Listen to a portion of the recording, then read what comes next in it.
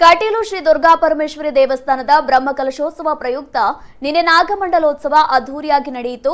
ತುಳುನಾಡಿನ ಪ್ರಮುಖ ಆರಾಧನೆಗಳಲ್ಲಿ ಒಂದಾದ ನಾಗಮಂಡಲೋತ್ಸವವನ್ನ ಕಣ್ತುಂಬಿಕೊಳ್ಳುವುದಕ್ಕೆ 2 ಲಕ್ಷಕ್ಕೂ ಹೆಚ್ಚು ಭಕ್ತರು ಭಾಗಿಯಾದರು. ಸಂಜೆ 6 ಗಂಟೆಗೆ ದೇವಸ್ಥಾನದ ಒಳಭಾಗದ ನಾಗ ಸನ್ನಿಧಿಯಲ್ಲಿ ಹಾಲಿಟ್ಟು ಸೇವೆ ನಡೆದ ಬಳಿಕ ಭ್ರಾಮರಿ ವನದಲ್ಲಿ ಸಗ್ರಿ ಗೋಪಾಲಕೃಷ್ಣ ಸಾಮಕರ ನೇತೃತ್ವದಲ್ಲಿ ಮದ್ದೂರು ಕೃಷ್ಣ ಪ್ರಸಾದ ವೈದ್ಯ ಬಳಗದವರಿಂದ ನಾಗಮಂಡಲೋತ್ಸವ ನಡೆಯಿತು. ಕಿಕ್ಕಿರಿದು ಜನ ಸೇರಿದ್ದು ನಾಗಮಂಡಲ ವೀಕ್ಷಣೆಗೆ ಬಸ್ ನಿಲ್ದಾಣ, ರಥಬೀದಿ, ಭೋಜನ ಶಾಲೆ ಮತ್ತಿತರ 10 ಕಡೆಗಳಲ್ಲಿ ಎಲ್ಇಡಿ ವ್ಯವಸ್ಥೆ ಮಾಡಲಾಗಿತ್ತು. ಇನ್ನು ನಾಗಮಂಡಲ ಹಿನ್ನೆಲೆ ಅದ್ದೂರಿ ಮಂಟಪ ನಿರ್ಮಿಸಲಾಗಿದ್ದು ಹೂವಿನ ಅಲಂಕಾರ, ತರಕಾರಿ, ಫಲ ವಸ್ತುಗಳಿಂದ ಮಧುವಣಗಿತ್ತಿಯಂತೆ ಶೃಂಗಾರಗೊಳಿಸಲಾಗಿತ್ತು.